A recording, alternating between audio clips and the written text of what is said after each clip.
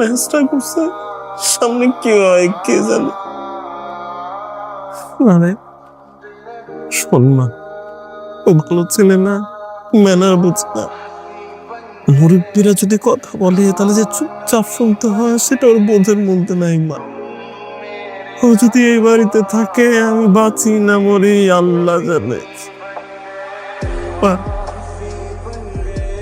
আমি তোর একটা অনুরোধ করি, আমার কথা শুন, বাবার কথা শুন।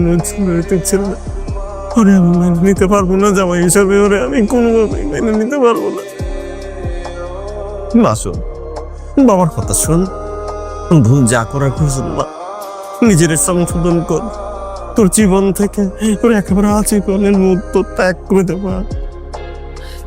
বাবা ও যা করছে এরপরে আমি সাথে আর সংসার করবো।